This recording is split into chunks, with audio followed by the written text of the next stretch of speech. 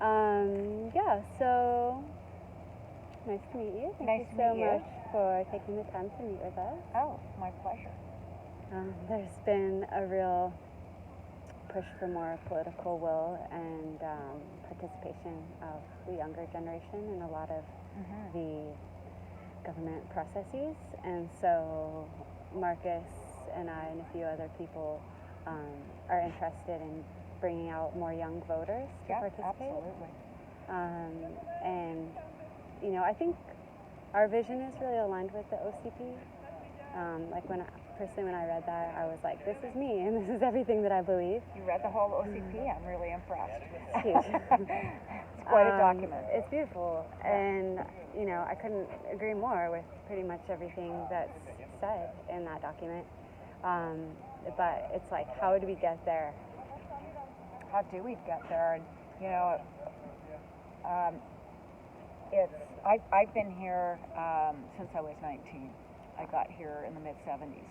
So there was no village. My friends were squatters over here. And I was a liftie. They shut the mountain down in the middle of winter, a lot like what happened during COVID. Only, you know, no EI or anything like that because we haven't been working enough. And so, you know, I kind of understand where people are coming from. I shared a 2-bedroom suite with 8 guys. Yeah. We had to pay all our rent in advance. In cash. Yeah. And, you know, so I got the struggles. And, you know, it's wild because I've seen these shortages of housing. It's been always, but this time it's critical. It's critical. It's worse than ever. Worse than ever. And we've also seen such a change in the real estate market that it's become completely unrealistic for anyone to own market housing for most workers. Well, even town. I don't know if you saw that housing needs report that the province requested from the Sure municipality, did. but the vast majority of workers can't afford to purchase in the WHA affordable housing, like more than 80%, right? So. So the woman I was just talking to was on our board for Worcester Valley Housing Society. I'm the chair of that, and we own 23-bedroom units on Sarajevo Drive, and it's non-WHA. It's non-WHA. This is the precursor to WHA, Worcester Valley Housing Society. It's a nonprofit. It's a nonprofit. So we have 23-bedroom units that rent for about $2,000 a month. And what we're hoping to do is leverage that for some social housing and non-WHA housing. Now, what we're looking at is construction costs. And the problem is that you have to charge a certain amount of rent to cover the mortgage. Right. And so we're going to have the building 100% mortgaged, basically. And here's another thing. The federal government doesn't exclude us from GST. So part of that mortgage is going to be $600,000 in GST. So the realities of building housing and having affordable rental and what they have just built that place for in Cheakamus Crossing is $515 a square foot. So if we can achieve that, and it's getting harder because build costs are because the costs and labor costs too keep going up. The problem is, how do we build housing that is affordable? You know, and so that's why we went for that private developers employee housing like Needle Lake, and but initially the vision was in 2017 when it was first introduced was to have it rental. But they couldn't make it pencil, as the accountants say, either. The problem is that we don't have money coming in. So those 2 buildings in Cheakamus Crossing were supposed to be rental. We applied for a BC housing grant. We didn't get it. Why is that? They must give because you everybody else wants a BC housing grant in the province. And a lot of people see Whistler as having already gotten a lot of funding already. Yeah. And so, you know, we're seeing people don't see us as a needs. We don't have tent city here. that's on the books. Well, there are I mean, lots we don't have them on the village stroll like they do on Hastings Street.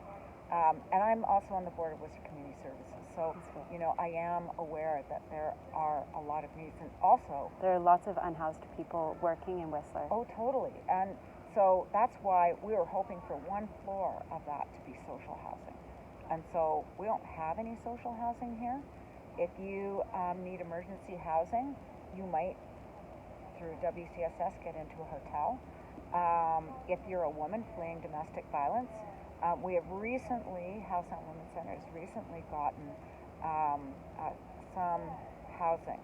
But in a lot of cases, women still have to go to Pemberton or Squamish.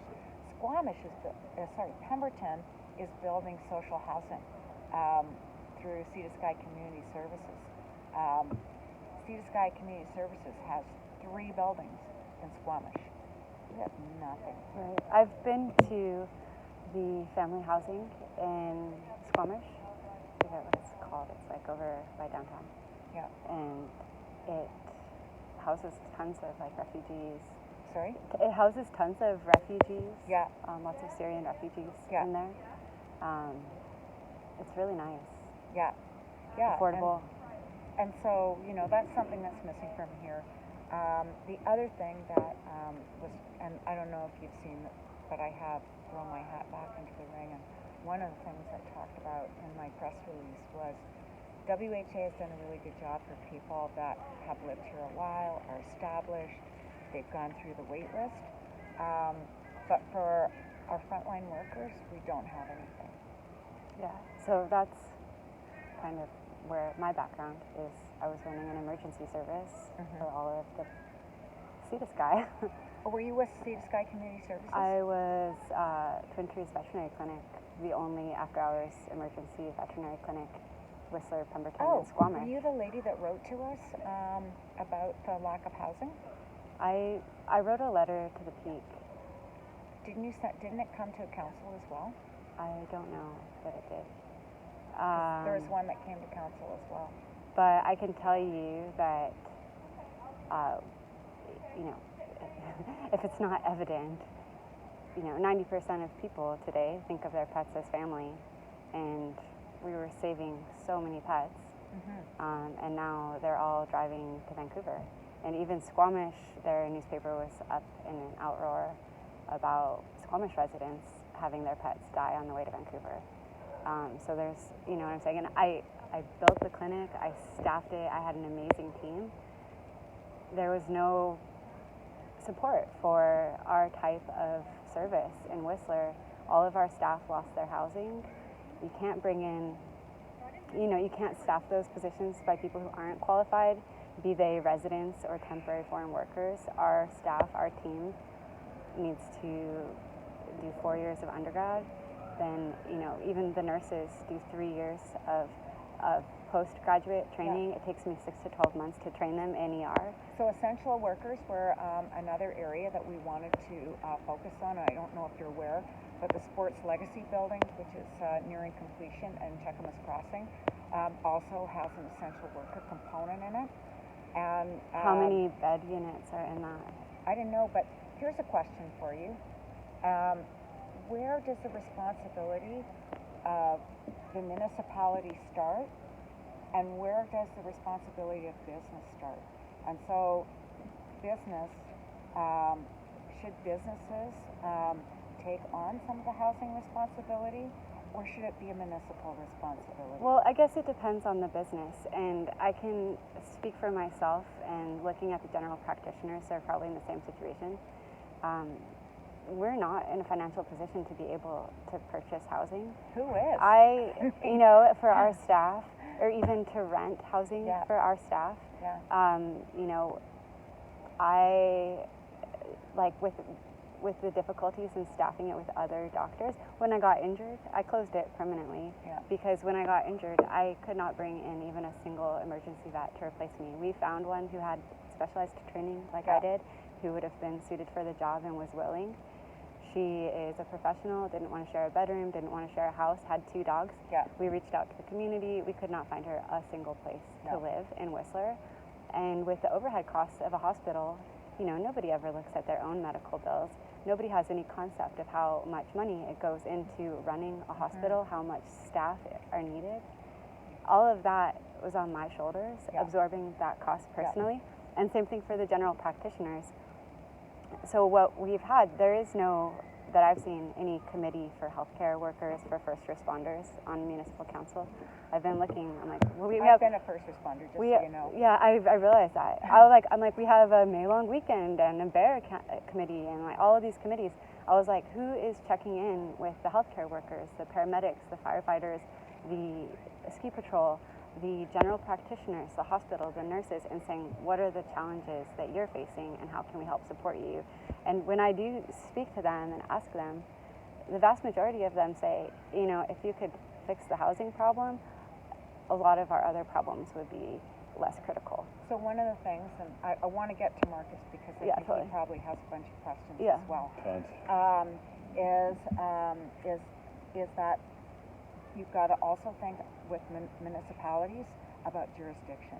So a lot of people fix the highway, fix the housing, fix the child care, fix the health care. And so housing is a federal responsibility, but we have taken on a lot. Right. Federal and the province has gotten involved. Child care, same deal. Health care, provincial. Highways, provincial. And so what we can do is we can advocate. And also, there's really good opportunities right now for you to get in front of people that have that power, that jurisdiction. Because the UBCM, the Union of BC Municipalities, is coming here to Whistler the week of September 11th. And so that's a really good time to try to get in front of the provincial ministers and the premier and even our MP.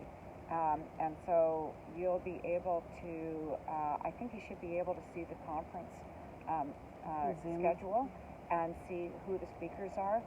Usually the leader of the opposition and the premier towards the end. So take a look at that and use it as an opportunity to advocate for those things as well. And what I'm doing is I'm going to meet with the leader of the opposition because it's a lot easier to get a meeting with them than it is with the premier. But they can also be the prodder and the poker. And so they say, we've spoken to the community and this is what they want. Why? Yeah, well, I mean, his brother lives here. His brother's Larry Falcon, that is the manager of the escape route. Yeah. So, what I dare them to do is say, is there any house here on the market that you could buy? I mean, essentially, that you yourself could afford, because what is happening now is that a teardown is under $3 million. Anything over $3 million is okay, but you want a solid place. It's like 4.5. It's like ridiculous. Condos. My friend just sold a townhome that was built in the 70s. For $1.3 million. Yeah, well, Gondola Village. Yeah. It's going for 1.1. Yeah, exactly. And it's kind of that kind of thing. And, those used to be affordable. Yeah, it was like $8.99, 1.1 last year. No, absolutely. So, just know that absolutely essential workers, housing, it's just that we need help. That development to date, with the two buildings, is a $40 million project. Our annual budget for the whole municipality is 90. We take in about 40 in taxes, and for us to raise taxes 1%, we get $350,000. So when you start to think in terms of how do we raise money, like we have to raise taxes, obviously. Can we petition to the provincial government to raise the hotel tax and the municipal taxes? No, we do that. that. I know, but can we petition to the provincial government the RMI? The RMI? Yeah, the RMI, it doesn't quite work like that. The RMI is for tourism amenities, not, and so. Do you think that having tourists MRDT, have access? is where we've been able to get some traction. So that's the hotel tax. And so the online accommodation providers, we get a cut of that. But Tourism Worcester's taking half of it. Now the first year they gave us their half, but we need any money we can get to put towards housing. So it's MRDT is, and now I want to get to Marcus because he's got 12 minutes left. Okay, but still on that topic, like Yeah. with the Olympics coming, it's ours to lose, right? So we could potentially negotiate that the government subsidize housing with the Athletes Village. We could propose maybe that they build maybe twice the allotted whatever head count they're looking to fill. Yeah. And then we could ask that they make it affordable also. That could be one of the agreements we make, perhaps. So even with free land, it's really difficult to make it affordable at over $500 a square foot for building costs. And that's like, you know, that's not fancy stuff. That's pretty basic. So, you know, that's the sort of thing that's getting really hard. It's construction costs. We have a land bank in Cheakamus Crossing, but you still have to clear it and service it before you can even start to build on it. So there's cost to that as well. And then also, and then like I said, there's a GST as well. But it's basically the building costs if we don't have any kind of subsidies that make it unaffordable. And as far as the Olympics go, you know, so the Olympics are not a sure thing. But what is a sure thing? We need housing. Right. So if we need housing, why should we have to have the Olympics? I mean, you know, yes, it is a great leverage for improving our transportation, because the other thing we need is we need a transit lane. Yes.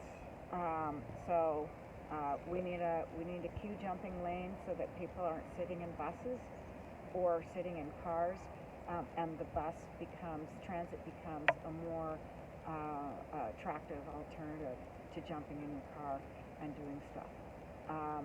And as far as employee housing goes, we need funding to do it, and it's really hard to do it on our own. I think it was a pity that we had to sell those 100 units that got built at Cheakamus Crossing, just about to get moved into. But there's a domino effect when you have that. So those people are moving out of rentals. Those people are moving out of smaller for purchase places. And so there is going to be a domino effect when all that movement, when those 100 different singles and couples and families move into those new units. And then also Sports Legacies is coming on board soon. You know, go down to Cloudburst and check that out. That's coming soon. And then we potentially, it's going to take a while, have 2077 Garibaldi Way. Those are 14 for purchase units and 20 for purchase units at Needle Lake. So there's things coming, and you know, there's also 2 buildings built on Cloudburst Drive as well at the beginning of the term. So there's continuous action. There was a halt after the Olympics because everyone was like, great, no problem. There's now rental vacancies, there's housing values have dropped, but that was all because of outside global financial things with the 2008 meltdown. But then the economies took off again, and late 2015, 2016, we found ourselves back when we started again. So we know that we have to keep up momentum. Yeah, when everyone talks about housing, they talk about everything that we're already doing, but they often neglect to mention the fact that every year we're net negative, losing more rental stock than we're actually building. Totally. And that is displacing our workforce, especially the types of people who can't be replaced by temporary foreign workers, like nurses, doctors, you know, avalanche control. So how do people? It's ski patrol. How do we get people that own places in Whistler to incentivize to rent? Yeah. How do we? And you know what? The problem is money's not going to do it because these people. We don't have enough money to incentivize that. So how do we get people to do that? And that is the nut that needs to be cracked. But we can't give them more space for any kind of housing. Like, for instance, say we let them build another suite, but if it's not under a covenant, then that means that all we've done is that we've created more visitors and we're putting more pressure on workers. Right. And Yeah. so, we've had a covenant that's not done well in Cambridge Lane where we had that intention to do that. And we have people buying their way out of it. Yeah. I think with the right price, you could incentivize them. A lot of them aren't maybe as wealthy as we believe. A lot of them have enough money, but I don't have that much faith in that we're going to be able to incentivize private homeowners who like to keep their dwellings for, the 1 week out of the year that they come. I cannot foresee, Cadenwood renting to Whistler workers. It's not even Cadenwood. Well, I'm Caitlin's talking different. all of White Gold. Like, look at what's happened to White Gold. Yeah. Alpine is getting rebuilt. All those old neighborhoods are getting rebuilt. And so, how do we incentivize them? Well, they said sorry. Well, I want to know what questions you have because you've got limited time. Yeah. What questions you have as far as running for council, being a councillor, and all that kind of jazz. Okay. Yeah. Cool. I wanted to know, do you guys ever meet outside of council meetings, perhaps before the council meetings, so you can go over what you've read and make sure you're all on the same page? If you have any questions, you can fill each other in, that kind of thing. Only 3 at a time can meet. When 4 of us get together, that means that we've reached quorum. We can't do that. Okay. So I mean, we can have an email to someone on council or meet for coffee, but we can't, as a group, sit down together. Interesting. Yeah. Okay. Good to know. Yeah. Do you get along with all or most? I get along with all of them. It's been a phenomenal council. It has been, because, I've got to say, we've had some disagreements and some, real disagreements. But at the end of it, we can all sit down together and we respect each other. And, it's been phenomenal. We're going to be very hard-pressed to have a council that gets along as well as this one. Cool. And have you considered running for mayor? I considered the last time, and then this time it was a definite no. So I'm turning 65 next week at the council meeting, and my thought is that now I want to have more time. The last kick of the can, I would have considered it, but I'd already been on council for a year because of the by-election, and I truly felt that the council would be better with both Jack and I on it than with only one of us. And that's the problem with running for mayor, is that, there's only one winner. Whereas on council, there's 6 winners. Right. You wondering about how much time and things like that? I think they're going to answer that at the info session. We don't have to. No, it's a full-time job from what I gather. It depends also, so you also get appointed to boards and committees, so I'm on 6 boards. I'm on Whistler Community Services, Right. the museum, the Arts Whistler, the O'Dane, WARCA, one Whistler, and I'm sometimes forgetting one. And then I'm chair of Zero Waste, chair of Governance and Ethics, chair of HR, and then I'm on festival events and nomination as well. And then for fun, I do CTC. Nice. Yeah. Do you? Oh, go ahead. Right on. And so I've asked Jack to reduce my load. And that's the thing, is that board meetings are all evenings, pretty Right. much. Committees are all daytime because it involves staff. So that's something to consider. And then, one thing you can do, yes, sure, you go to an information session, but read the package when it drops on Friday. Right. And realize it's a long weekend, and you have to have that read by Tuesday morning for the 9 o'clock closed meeting. And you're not even going to see the material for the closed meeting, which is land, legal, and labor. That gets dealt with in there. Oh, wow. Yeah, I'm planning on doing that actually. It's drop in on the 2nd, right? The information package. Yeah, is that Friday? The 2nd? Yeah. Yeah. So it'll be a good test. It is a good test.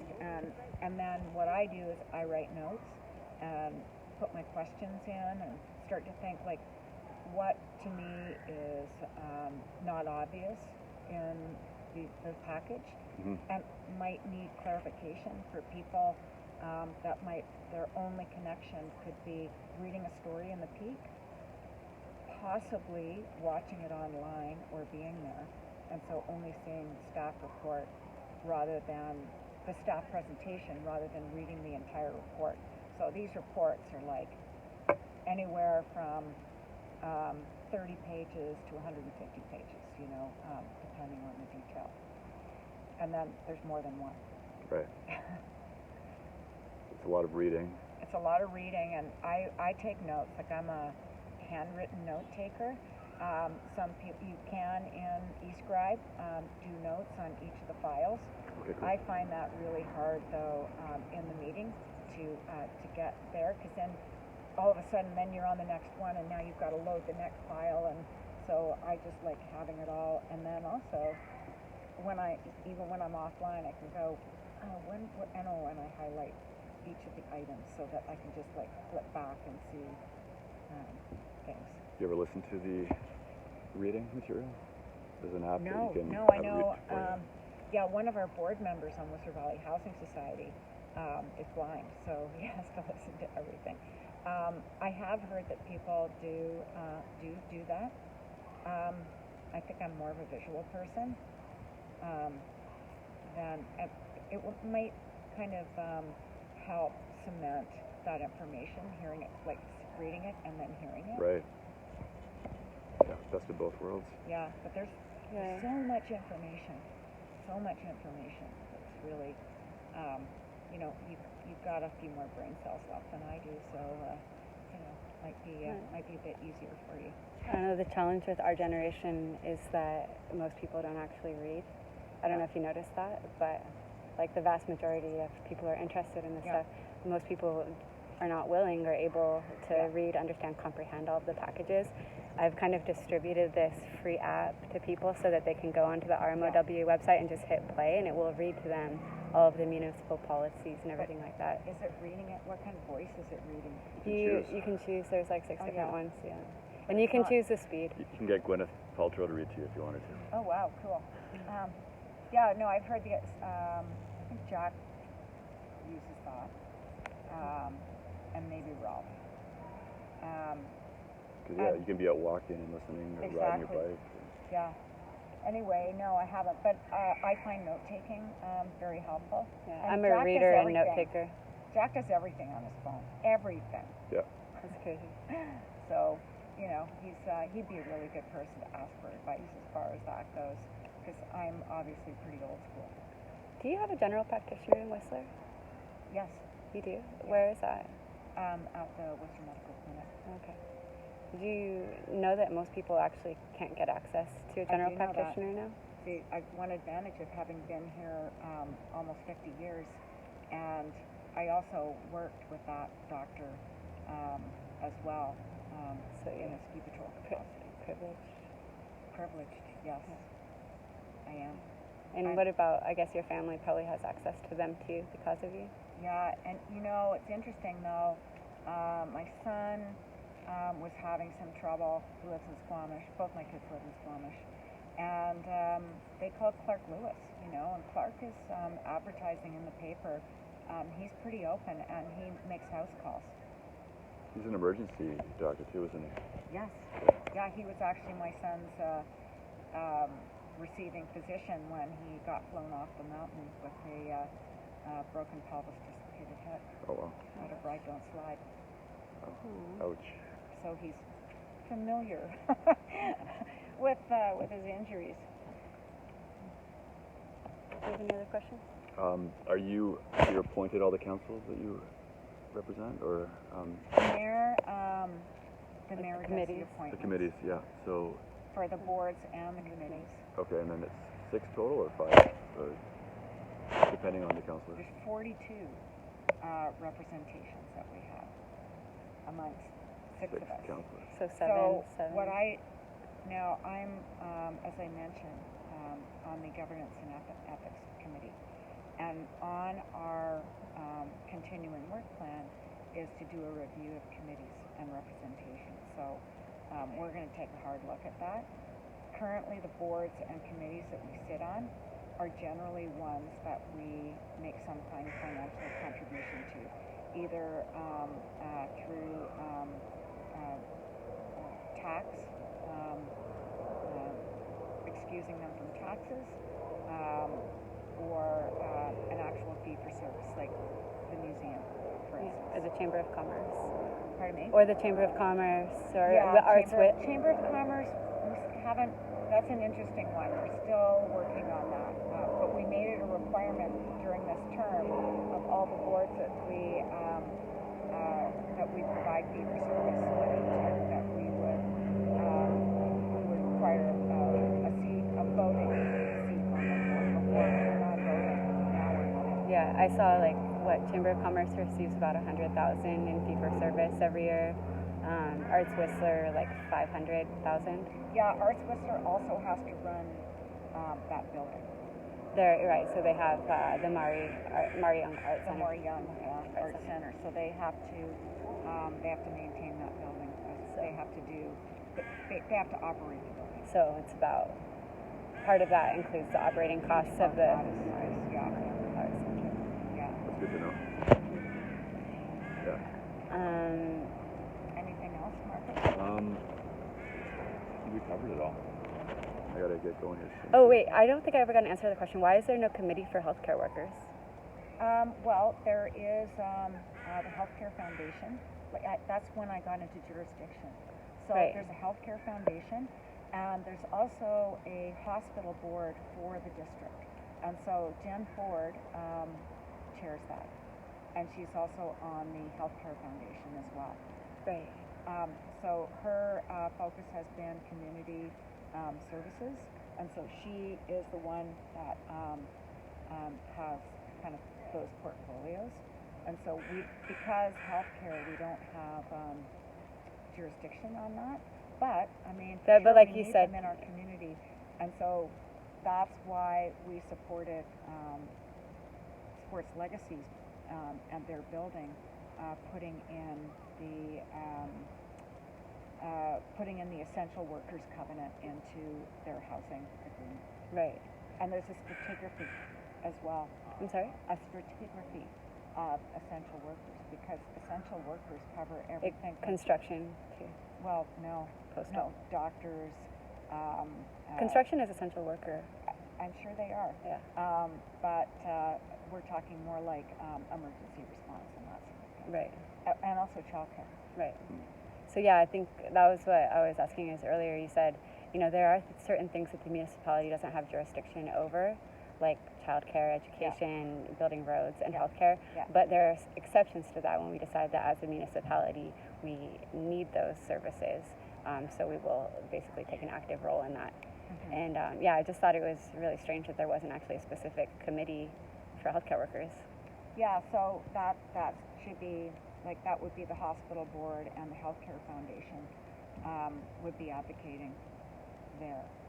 And we have municipal representatives on those two organizations. And how much power do they have in basically advocating for what they need to the municipality with, and being so external? Yeah, remember too is that part of the problem is that currently with our housing needs, with our housing availability, pretty much everything is wait list.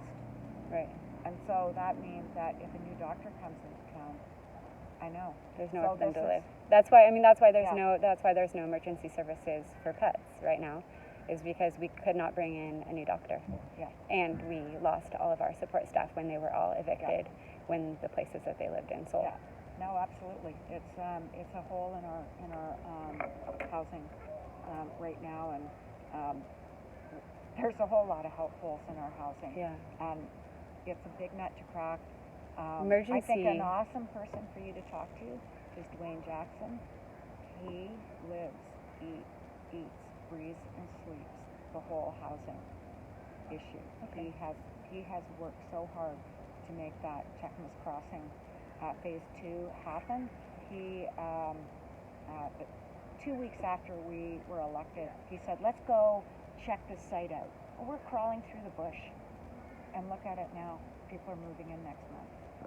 So that's less than 4 years, which may seem like an awfully long time, but it was greenland, it was unserviced, and Worcester Development Corporation had to come up with a plan how to make it pay, and so they sold 23 lots, market lots in that development, and that's how they were able to accomplish what they did.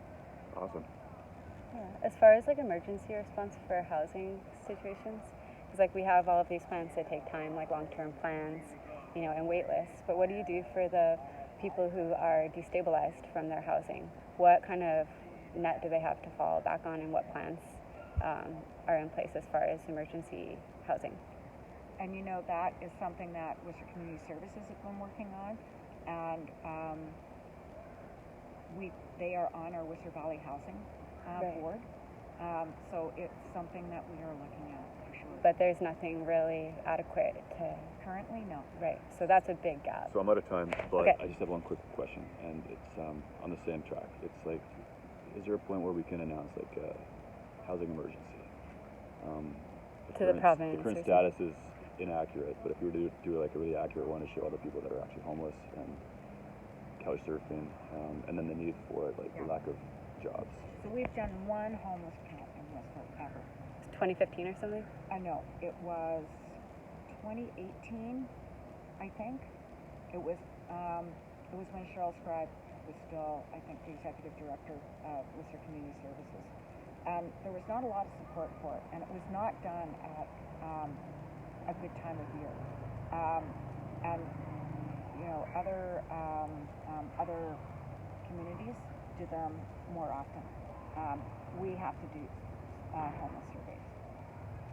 Why hasn't that been done with all of these people on municipal payroll, all of these boards, all of these committees? Why has there not been an official count of the renters and the unhoused that have inadequate housing? If it would be the unhoused is who would be. There has been housing surveys. There was one last winter.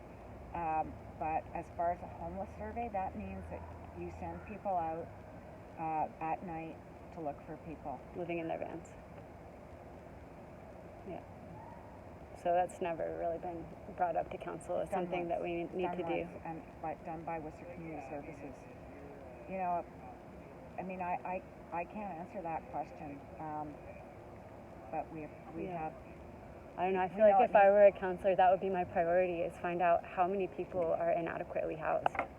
This number. Are you running? The Census Canada says there's 5 people living in RVs. Melinda. Well, here's the thing. I would if you would run for mayor. Talk to Jack, and then Why don't? I guess you said why that. Do you think? Why do you think that? Why do you think that he's not doing a good job?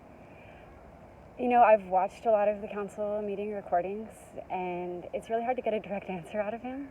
When members of the community come to council, they bring up their concerns, they ask questions. I gotta run. I've just noticed, he's a career politician, and they're experts at kind of evading the question, restructuring it, and I don't know. I think I would find it difficult with somebody who's it's hard to get a direct answer out of. Well, and it's interesting because in the public Q&A, the question is usually directed at the mayor. The mayor answers it to their best ability, and when they realize that there is an expert in the room, staff, then they will Invite ask staff too. Then they will ask staff, and they'll have more information. But a lot of times, he's got to be thinking off the top of his head. Sometimes people are asking pretty specific things, and he also has to be careful not to give the incorrect information, to also give people a false sense of hope when it needs to be investigated. And we can't, we have a budget, we have work plans, all of that. We don't have unlimited staff. And so we have to be sure that any extra work that we're taking on, that we have the capacity for it. Because any office or what have you has all these things that they have to accomplish, as do our staff as well. Yeah. So we have to honor their time as well. Sounds good. Thanks so much for your time. That was very helpful.